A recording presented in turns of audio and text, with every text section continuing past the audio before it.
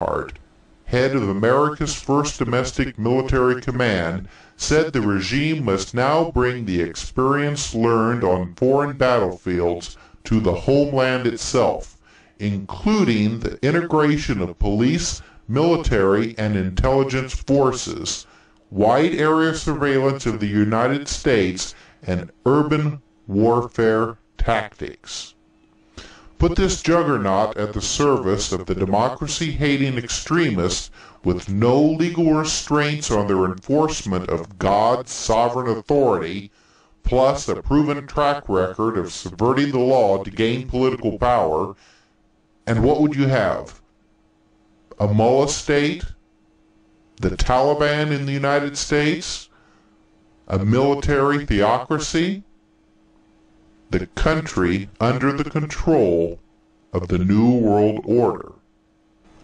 The major reason that the New World Order has rapidly increased its efforts to control mankind is because of the unexpected arrival of UFOs.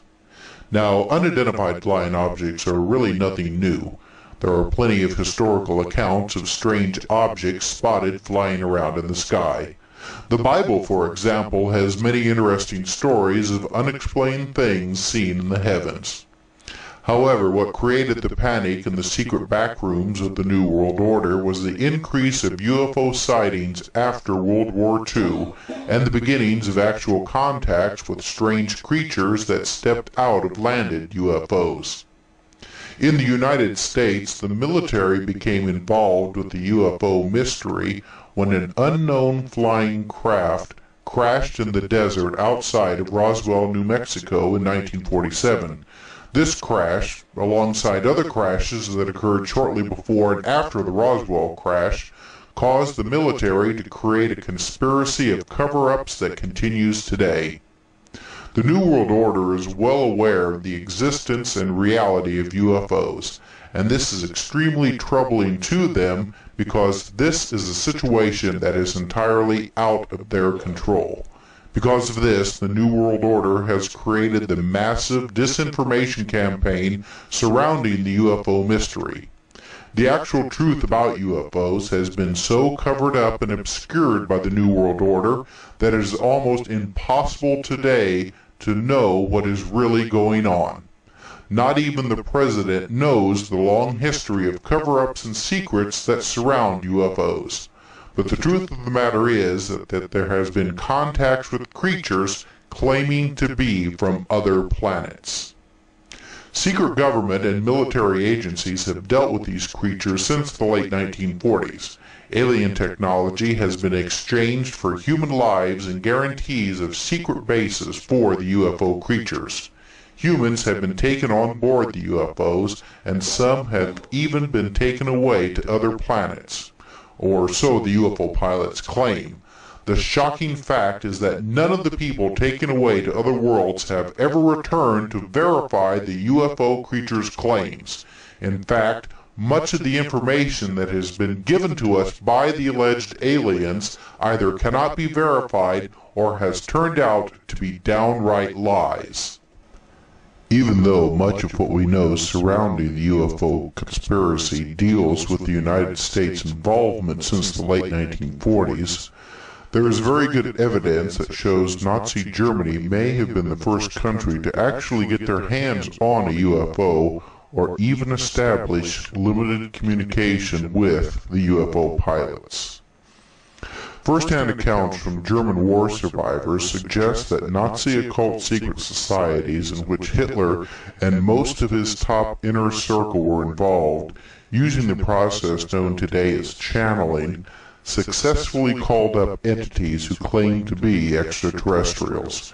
This claim was further bolstered when the channeled entities revealed the location of a crashed spacecraft in rural Poland.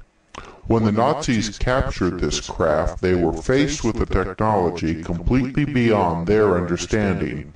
However, the Germans, with help provided by the channeled entities, were able to grasp simple concepts of the unknown technology.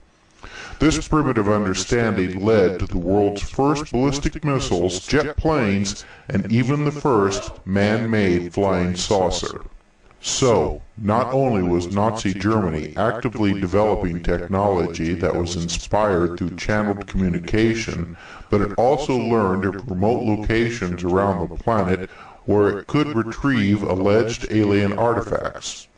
The Nazis sponsored numerous expeditions to remote locations, the results of which were largely unknown to Western intelligence services. A number of U.S. intelligence sources testified that Nazi Germany had indeed developed technology that resembled modern-day UFOs. According to Virgil Armstrong, a former CIA agent, we know that in the early parts of the war there were certain factions of the Allied forces that did not believe that Hitler had a secret weapon, and it wasn't until the Americans made much emphasis on this that they began to look at it seriously and indeed did discover that Hitler not only had a secret weapon, he had what we would call a UFO or spacecraft. More disturbing from the perspective of Western intelligence sources was the possibility that Nazi Germany was secretly being given assistance from an alien race. That Nazi Germany received assistance from extraterrestrials was suggested by the father of modern rocketry, Hermann Oberth, who confirmed a Nazi alien connection when he stated, "We cannot take credit for our record advancement in certain scientific fields alone. We have been helped." When asked by whom, he replied, "The peoples of other worlds." The likelihood that Nazi Germany had come into possession of a crashed alien craft may have been evidence of some form of assistance given to Nazi Germany by one or more alien races. At the end of the war, the superiority of Nazi Germany's technology was starkly revealed by correspondence between Major General Hugh Kinnear, Deputy Commanding General for Administration of U.S. Strategic Forces in Europe, and Lieutenant General Karl Spaatz in March 1945. Kinnear wrote, "Occupation of German scientific and industrial establishments has revealed the fact that we have been alarmingly backward in many fields of research. If we do not take this opportunity to seize apparatus and the brains that developed it, and put this combination back to work promptly, we will remain several years behind while we attempt to cover a field already exploited." This suggests that the years Nazi Germany had in developing alien-inspired technologies, while the Allied powers were skeptical of the communication techniques used by the Nazi sponsorship of occult societies, were crucial. After it became known that Nazi Germany's offensive weapons capabilities were derived from its communications with alien races and likely recovery of alien technology, Britain, the United States, and even the Soviet Union were already far behind the technological discoveries made by the Nazis. The official defeat of Nazi Germany and Imperial Japan in 1945 was in fact a tactical victory that masked a major strategic defeat for the victorious Allies that was kept from the general public. A significant proportion of Nazi Germany's political elite and their most advanced alien technology and fully operational saucer ships had escaped from Allied occupational forces. What remained of Nazi Germany's advanced weapon programs was disturbing in terms of the overall technological advances achieved by the Nazis in many fields of weapons production. The fact that the Nazis had removed most of their advanced secrets, technology, and personnel during the run-up to the final defeat of Germany would have been a huge shock to Allied leaders once it became clear what had occurred. Rather than the final months of the Second World War being a last desperate gamble by a megalomaniac Nazi leadership that could not accept inevitable defeat, it was in fact a holding action for a methodically well-planned extraction of the Nazis' most valuable resources and personnel to well-prepared remote locations in the Antarctic and South America. This allowed the Nazis to continue their unique social system and plan to eventually play an important, if not dominant, role in global affairs. The Nazis had sufficient time and resources to prepare for such an exodus given their extensive business links, front companies, and connections with South American governments and companies. The well-equipped Nazi expeditions to the Antarctic in the pre-war period allowed the Nazis to familiarize themselves with the Antarctic terrain and lay the foundations for any post-war role to be played by these territories. During the war itself, extensive submarine activity in the region of Antarctica suggested that the Nazis could have been building bases. After Germany's unconditional surrender on May 8, 1945, Nazi submarine activity in the Antarctic region continued as evidenced by a report from the French press agency on September 25, 1946. The report stated that continuous rumors about German U-boat activity between the southernmost tip of Latin America and the continent of Antarctica are based on true happenings. What compounded this realization of a Nazi elite exodus to Antarctica was evidence that alien races were indeed visiting the Earth.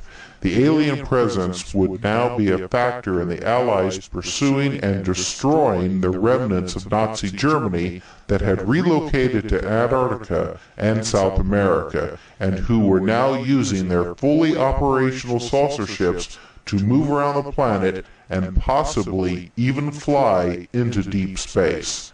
Many of the UFOs witnessed in the most immediate post-war era were fully operational Nazi spacecraft. A little-known effort to once and for all end the Nazi threat occurred with a naval military expedition led by Admiral Richard Byrd to the Antarctic in 1946 and 47. Byrd's military expedition was named Operation High Jump. The Antarctic summer of 1946 and 47 was the first opportunity to mount such a large military expedition to the frigid regions of Antarctica. Coming so soon after the end of the Second World War, it was a puzzle why such a large armada would travel to Antarctica at a time of increasing Cold War tensions and decommissioning of naval personnel, unless the expedition was sent to militarily deal with some of the unresolved issues from the war itself, remnants of the Nazi elite hidden in an underground base or bases.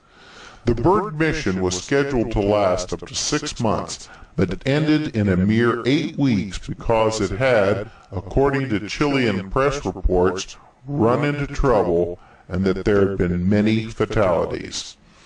If the true goal of the mission was to locate and eradicate any Nazi bases, the press reports and early end to the mission indicated dismal failure and a rude awakening for the U.S. Navy.